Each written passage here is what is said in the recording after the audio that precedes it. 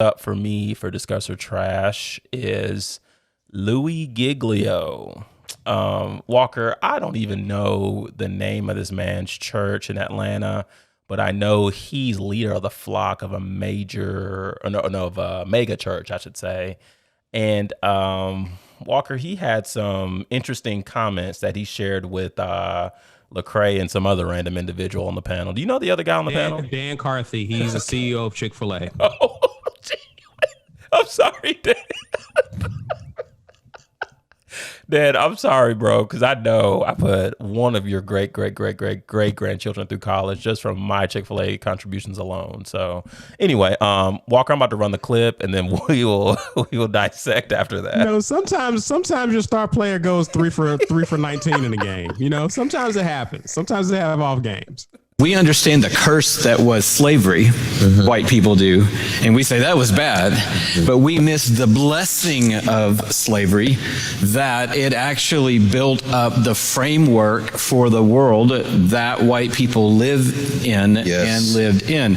And so a lot of people call this white privilege, and when you say those two words, it just is like a fuse goes off for a lot of white people because they don't want somebody telling them to check their privilege. And so I know that you and I both have struggled in these days with, hey, if the phrase is the trip up, let's get over the phrase and let's get down to the heart. Sure. Let's get down to what then do you want to call it? And I think maybe a great thing for me is to call it white blessing. Discuss or Trash, Walker. Let's discuss this. Passion City Church is the name of Louie Giglio's church. Okay. The Passion. Walker, first thoughts. One of the things I noticed in this clip that was kind of hard for me to digest was looking at Lecrae's body language as he was, as Louie was delivering this. It's hard to see really like his facial reaction, but physically you could see his head nodding, which looks kind of like agreement. Now, Lecrae has since spoken out and said that he and Louie had a conversation off air about his comments, but that's one of my first thoughts was like, and I ran it back several times, like, is Lecrae nodding? Like, is that for real? Second point, I do agree with one thing Louie said, and that was in terms of white people getting uncomfortable when the term privilege is being brought to the forefront. I'm going to shout out Johnny Grimes. If you haven't heard our episode with him, check it out. Be Ham Strong. Johnny was openly honest about his opinions on it, and he clearly agreed that white privilege is a thing, as you can hear on that recording. But it's just I don't understand why it makes people so uncomfortable. Is what I don't get. But that's another question. We're honing in on Louie. So I guess my feelings on this, Walker, after what happened, after what we found out with Church of the Highlands and Pastor Chris Hodges, in this, it's making me think: is there a deeper narrative at the heartbeat of mega churches? That, you know, What do you mean? Like, I mean. Or do we have white supremacists leading the flock for these mega churches? This is a concern I have. I don't know if we do. It's just a thought I had when I heard this, and I'm like, let me draw some lines of correlation here, and I can see a trend, especially in the South.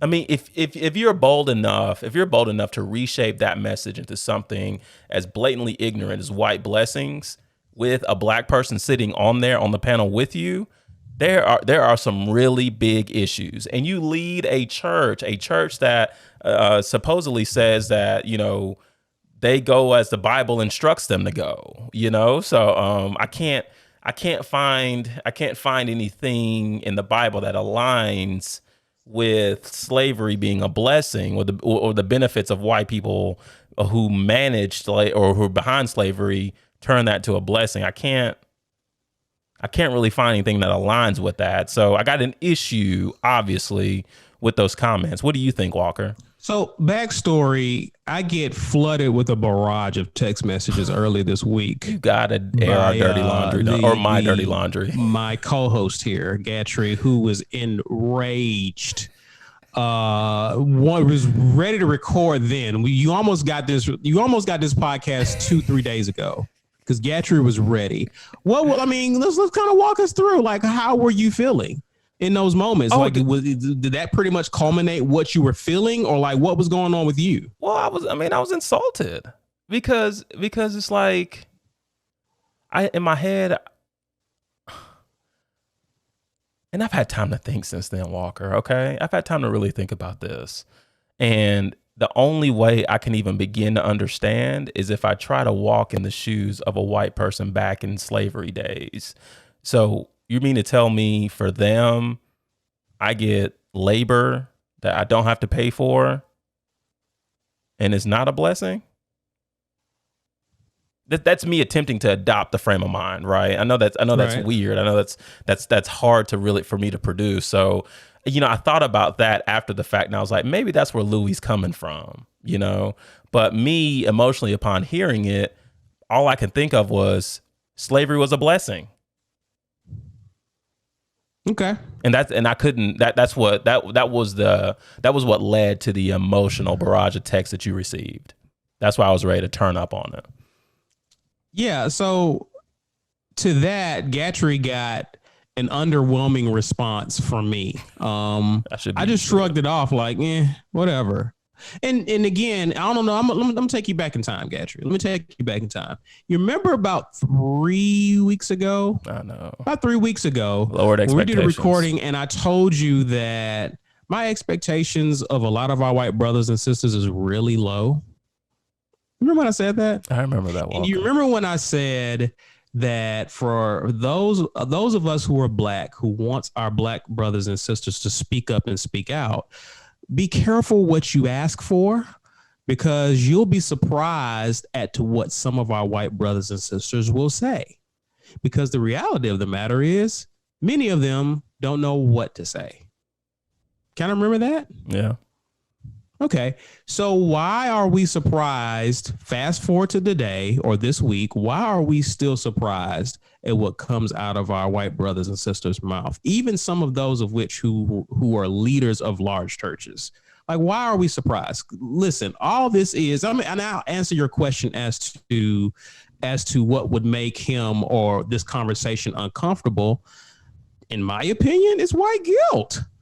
It is white guilt. You can't have the conversation about slavery and Jim Crow and white supremacy and racial oppression from the angle of a white person and not begin to feel uncomfortable. And it's because of white guilt. But again, as we articulated in the podcast, Be Him Strong with the brother Johnny Grimes, shout out to him, owner of Wheelhouse Salon. One of the things we said is that the purpose of these conversations is not to attack white people. Like, the end game is not to throw darts at you. While you may get uncomfortable with the conversation, because it is an uncomfortable conversation, the objective is not to slam white people. The objective is to make white people aware that they do have privilege. Now, does that mean that white people like never have it rough? We're not saying that. All we're saying is, when it comes to black people, a lot of our rough times can be totally attributed to the color of our skin. And that's something that many white, if not all white people, can't say. Right? So when you talk about privilege, that makes a lot of white people feel guilty and uncomfortable. So the whole purpose of the conversation is to make our white brothers and sisters understand that along with that privilege comes some, on the other side of that privilege comes inequities, it comes inequalities, it comes double standards. And that becomes a very dangerous scenario when you talk about policing, when you start talking about banks giving out loans and whatnot. Like, you really begin to see the separation in terms of the quality of life that whites live versus the quality of life that blacks live. across the board, right? So when we have these conversations, it's not to attack our white brothers and sisters. And again, I mentioned it not long ago. You cannot understand Black oppression through the lens of your white experiences. Many white people have a difficult time understanding what's going on, which in my opinion, not a lot of our white brothers and sisters are qualified to speak on these issues like Johnny Grimes is qualified to speak on. So in many cases, our white brothers and sisters, when it comes to these conversations, they shouldn't be doing a lot of talking. They have to be doing a lot of listening, a lot of understanding, because I think with understanding comes empathy. With empathy comes a motivation to change a bad situation. And if a lot of our white brothers and sisters understand that and take that approach, you don't have to. My thing is, you don't have to single-handedly solve racial injustice because not one person single-handedly caused it. What we need from our white brothers and sisters and understanding is that we're in a situation that Black people didn't cause. So we need you to speak out against it. But for the most part, many of you don't understand what's going on. So many of you have to come to these conversations with an intent to listen and not an intent to talk. So as it goes back to Louie Giglio, him calling it a white blessing was a way of him trying to make it a much more comfortable conversation to digest for a lot of white brothers and sisters. I can understand white blessing a bit better than white privilege, but on the other hand, what I don't understand is that how white blessing deriving from slavery, how triggering that is for Black people and how that sounds nuts from my perspective, right? So again, and what I like about Lecrae, let's talk about Lecrae real quick. I get it. A lot of us are upset. And a lot of us, again, I'm one of the same people who have said time and time again that I'm not really interested in recruiting allies. Like, I don't really care about trying to get you to understand or spoon feeding you information about what's been going on for years that you can easily find out with a simple Google search, right? But at the same time, I can respect people like a Lecrae who are patient, people like Lecrae who can articulate and educate those who are in these conversations who are speaking in error.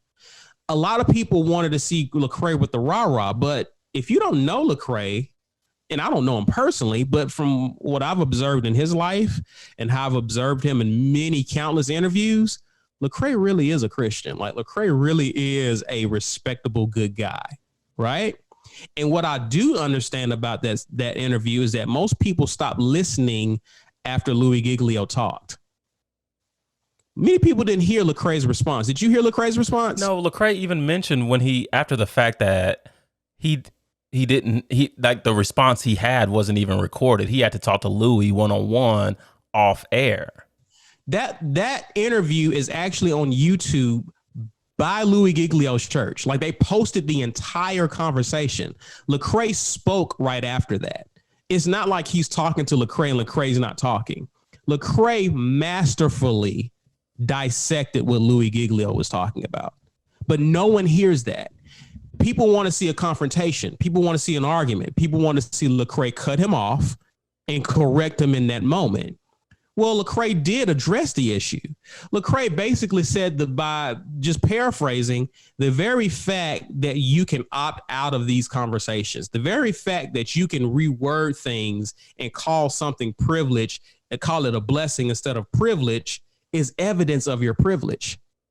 And basically what he was saying is me being Black, I can't take off my Black skin. I can't take that off. So wherever I go in this world, I'm reminded that I'm Black. When I'm on a plane traveling and they're playing movies, and all of a sudden I see all these big movies, but I don't see movies that have a lot of people who look like me on it, I'm reminded that I'm Black. If I go to a certain part in the country and I go to a pharmacy or a store and I'm looking for hair care products for me, and I don't see a lot of it, I'm reminded that I'm Black. See, I can turn off.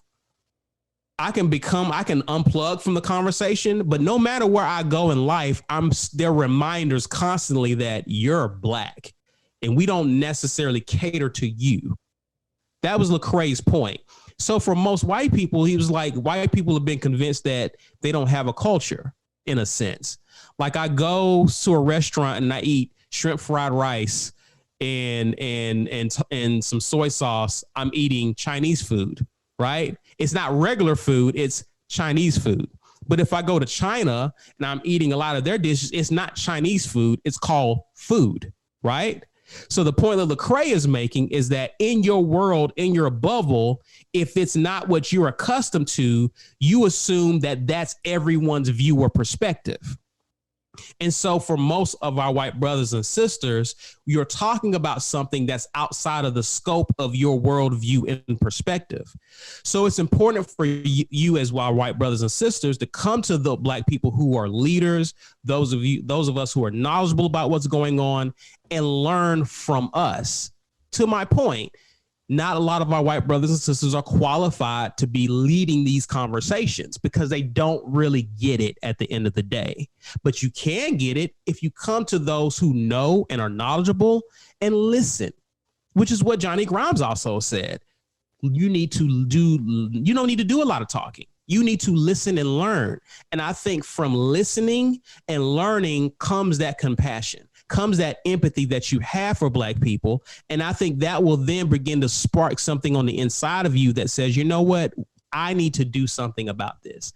I need to speak up. I need to hold some of my peers, my friends, coworkers, church members accountable for some of the things they say, because I know that they don't get it. Right. So I think it starts from having these conversations, and I applaud Lecrae. I know people gave him a lot of flack because he didn't come with the rah-rah, but I think in those conversations, he made a much bigger impact addressing what Louie Giglio said in a calm manner and allowing his opportunity to say what needed to be said than just going at his throat. Because in my opinion, I don't think Louie Giglio gets it if Lecrae goes at his throat. I don't. I really don't think he does. But I think in a conversation where you talk and then I correct these things in a calm manner and we can discuss and we can have dialogue, I think that is more productive than a world star moment. Your thoughts? My immediate thoughts are I'm a hypocrite. Because I'm not going to, well, let me remove that. I'm not going to say that I wanted the rah-rah from Lecrae. I was just puzzled to see. A lot of people did. Okay, well, I was puzzled to see the head nod as Louie was delivering some of these sentiments. But to your point, I did not watch the whole interview, so I didn't even know the full interview was out there. Because I just think about myself, like I said before, I've had a lot of invitations to sit and share and help make certain white people aware, which I don't turn down those invitations, but you made me feel good about myself because I'm doing no different than Lecrae is. All of our conversations are civil, even though some of the things that some people have said to me have hurt, I've hurt inside and have made me feel a way for some kind of reason. In that environment, I'm able to suppress the emotions and really, like Lecrae did. Yeah, and really ingest and then think and then present calmly. And I think that's why those conversations have been so good and so impactful. So I don't know. I just kind of feel, again, I didn't endorse. I didn't want the rah-rah. I don't know if sitting in that chair, knowing how I conduct myself during these types of conversations, I don't know if I could have physically done this while they're delivering that. And it could just be an aimless muscle movement. And maybe body language saying, I'm listening,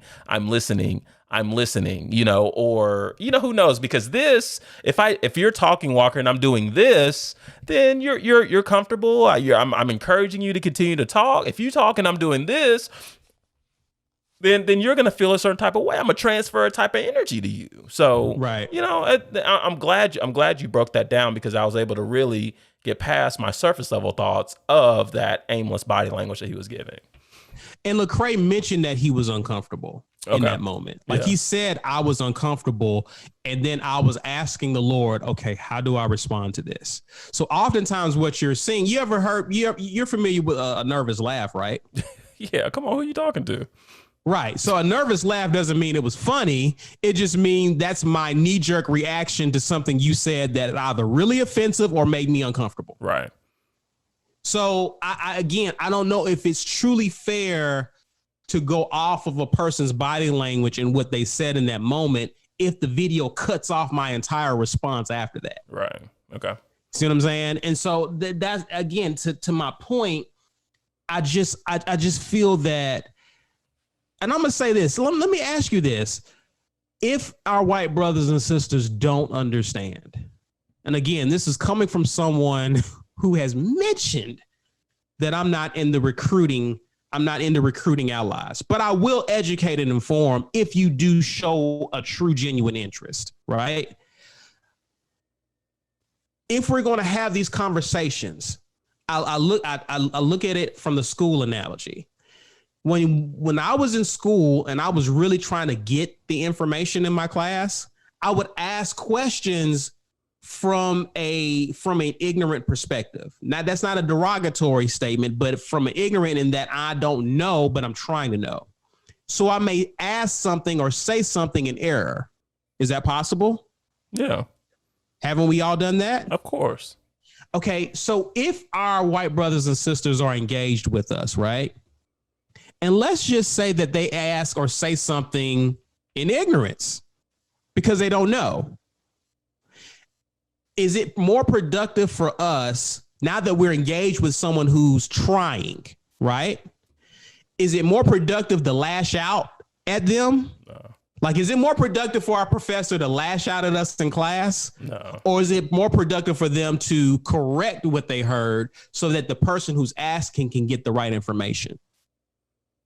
Yeah, lashing out does nothing there. Yeah. Okay. In that moment, right? Right. Again, a lot of Black people are angry because we have been saying the same thing for so long. Like, why do I feel like I've been talking to a brick wall, right? I understand where a lot of Black people are coming from when it comes to the anger and the frustration, because we've been saying this for so long. I personally feel like we've been speaking into an empty vacuum for the longest of time. And I feel like for a lot of our white brothers and sisters, we are now speaking to listening ears in some respects. Some of our white brothers and sisters are still ignoring and believing whatever it is they want to believe because they are a product of their own environment. But for some of our white brothers and sisters, we have, for the very first time, their listening ear. And so we have to understand that we have to manage our anger and frustration when we are engaged with someone who is trying. Because if I just bite their head off, like imagine if Lecrae bit off Louie Giglio's head in that manner. Would Giglio have really figured out how wrong he was in that, or would he would have felt justified? And then the narrative that's painted about Lecrae after that, Lord knows. See what I'm saying? Yeah. Like we have to be wise in these scenarios. And Lecrae is not he's not your everyday rapper. He's not T.I. Okay. And I love T.I., but T.I. would not have he would have done what everybody would have wanted him to do in that. Right. What would have come of that? What really would have come of that productive? Yeah, nothing. So I get it. Louie Giglio was wrong by what he said, but Louie Giglio is also very unlearned. And that's what happens when you give unlearned people a platform to speak about racial matters. They end up putting their foot in the mouth. And in many cases, they have to be taught, they have to do less talking and listen to those like a Lecrae who can educate them. Those like Lecrae who have the patience to allow them to be wrong in conversations and then correct it. So that's all. Well, you make me feel really good about myself, Walker. So thank you. Anytime, buddy.